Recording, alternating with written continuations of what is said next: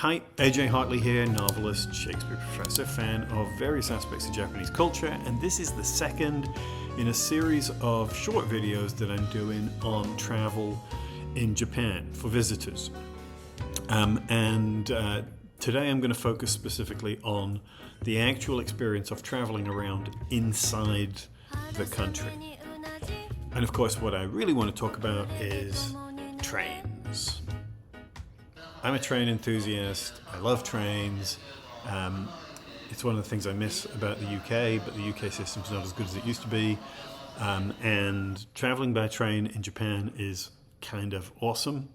I'll talk a little bit more about that.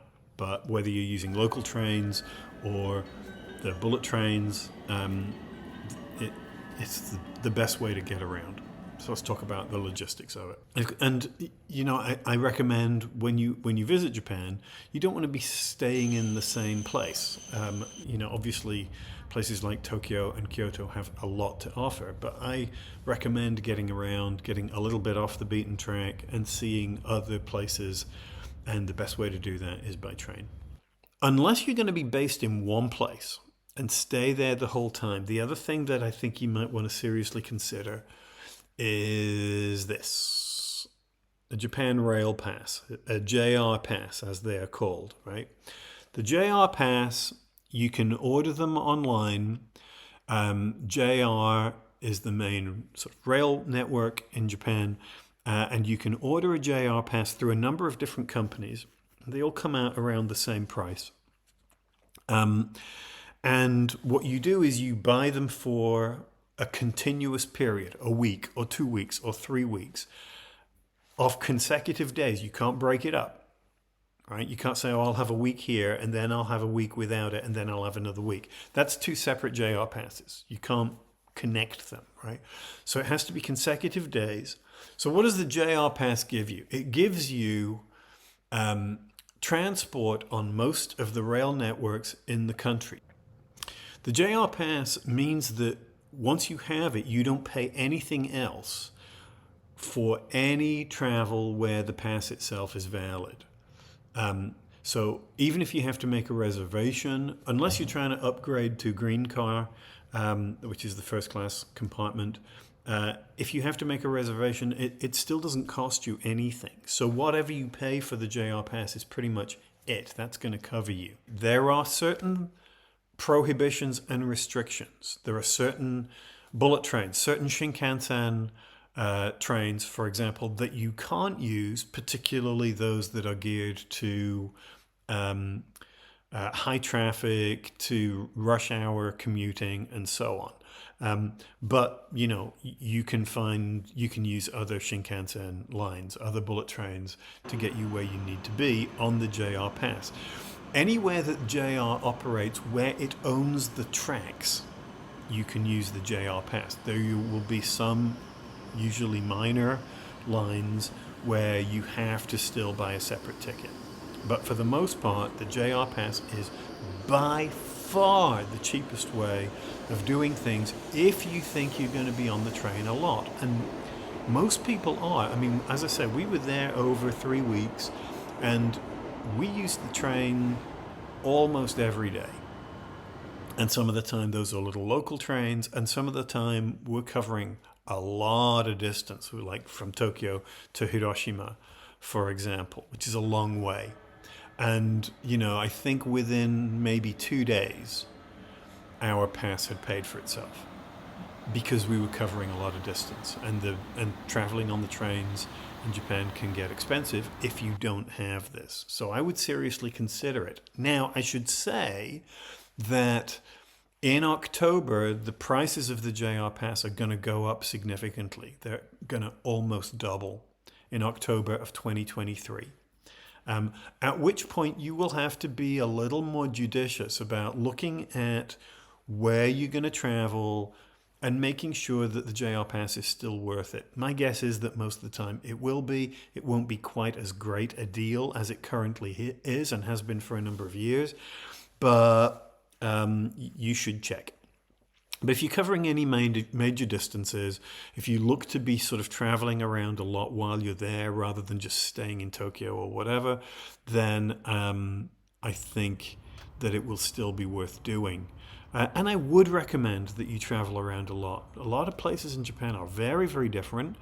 And if you stay in a single place all the time, there's only so much you can do. If you're there as a tourist, if you're not there to work or whatever, in which case this is a very different conversation. So, get yourself a JR pass. To use the JR pass, you either show it to a ticket collector or checker, either in the railway station and or on the train, or you simply put it in the slot in the machine. As you go through the ticket barrier, it pops right out the other side. You take it out, you keep it handy, keep it in good condition because you're going to use it a lot.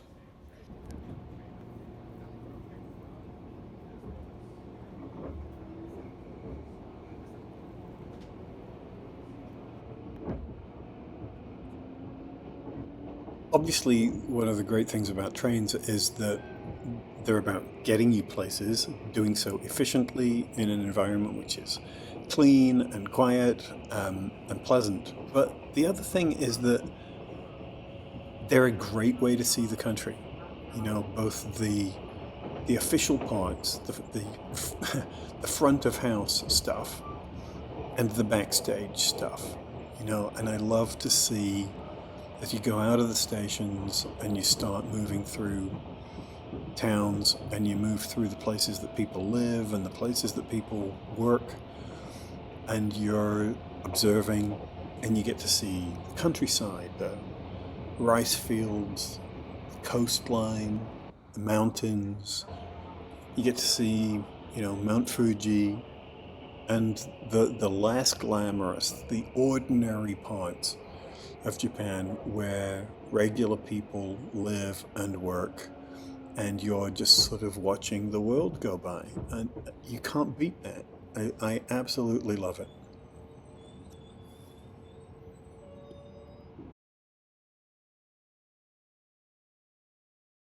And then you will also want one of these. This is a Suica card.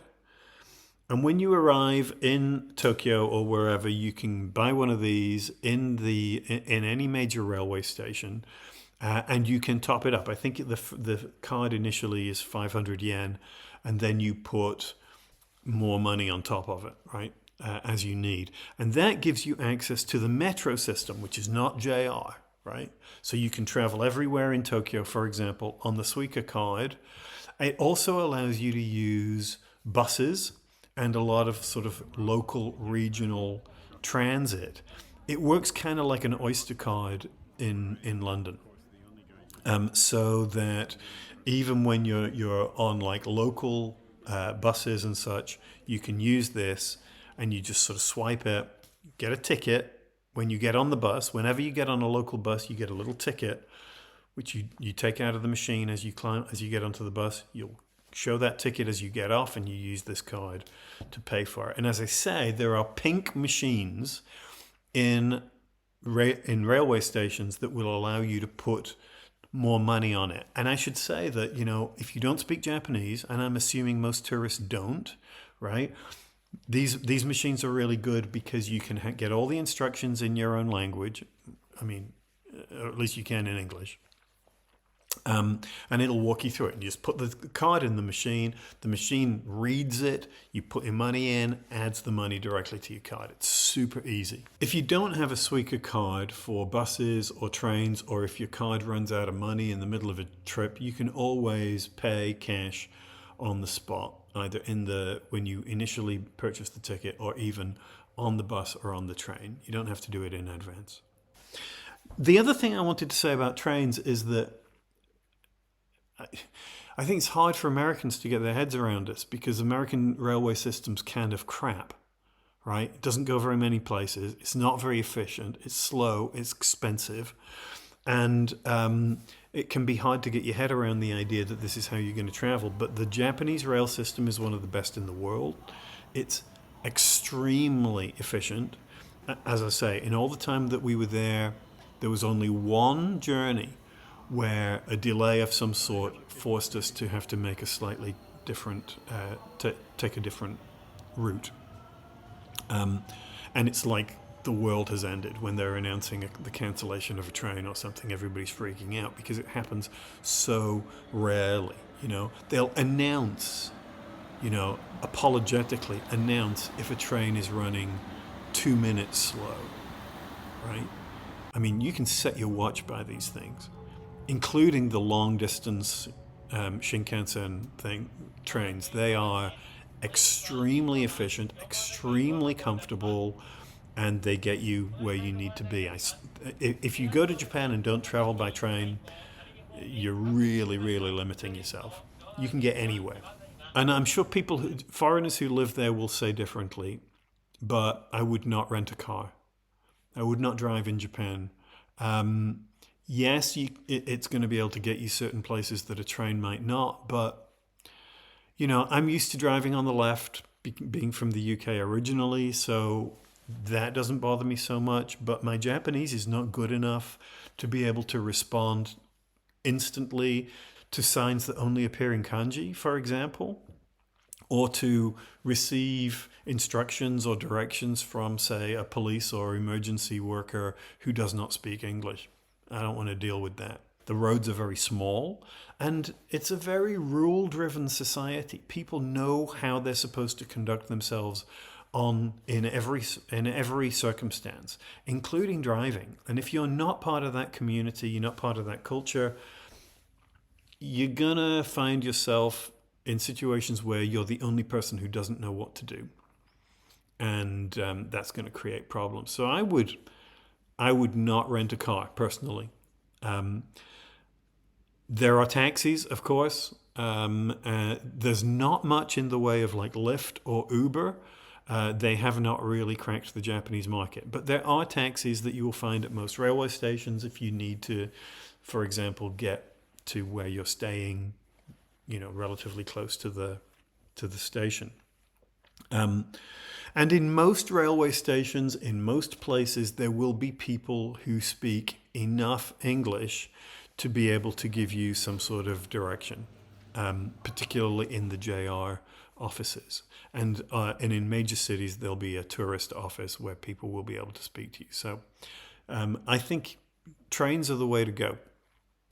I'm going to say more about luggage in part 3, which is about accommodation, but it's worth saying here that though mainline trains have good luggage racks, you have to actually reserve the spaces at the end of the train which are designed for luggage, and most local trains don't have them. Likewise, there's no luggage space on local buses, so you bear this in mind when you pack. Yes, you can probably take 2 or even 3 suitcases on the plane. Don't. I think that one medium-sized roll-on suitcase and a backpack per person is probably all you want to be taking. Anything more than that is going to be unwieldy, and it's going to start to affect other people. There's not a lot of room on the trains. Avoid large suitcases. Avoid more bags than you can reasonably manage by yourself. And note also that protocol on trains, especially on the metro, says that if you have a backpack, you either take it off to save space, or you switch it around and wear it in front of you so that you're not constantly turning and bashing into people behind you. And when trains won't get you the short distances that you need to go, you can use a bus. And the bus terminals are usually in the same place as the railway terminals. And you can ask and get directions as to where you need to go. And as I say, it's pretty straightforward. The other thing I would recommend is walking. Japan is a very walkable country. There are sidewalks in a lot of places, and where you get sort of into the countryside and stuff, roads tend to be very small and quiet. So it's safe. And to get off the beaten path, which is something I always like to do, in the end, you're going to need to walk.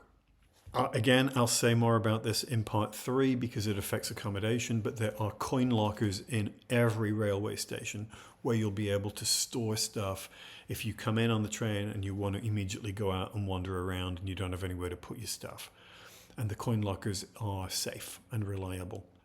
The other thing I would say on this subject is that it helps if you're reasonably fit, because some of those walks, can be quite long, and you're going to run into a lot of steps. In railway stations and things, that you will find escalators and elevators. But in a lot of other places, like shrines and temples, for example, there are often a lot of steps which you're going to need to navigate. Otherwise, you're not going to see stuff. So just something to bear in mind. And that's it. The next video I'll do in this series will be on accommodation. Until then, please like, comment, subscribe. As far as comments are concerned, if you have specific things that you want me to talk about or experience that you want to share that other people can see and participate in the conversation, that would be great. Check out my merchandise store. Check out my Patreon page. Thank you to my patrons. Check out my books, particularly my upcoming novel, Hideki Smith, Demon Queller. And until next time, thanks.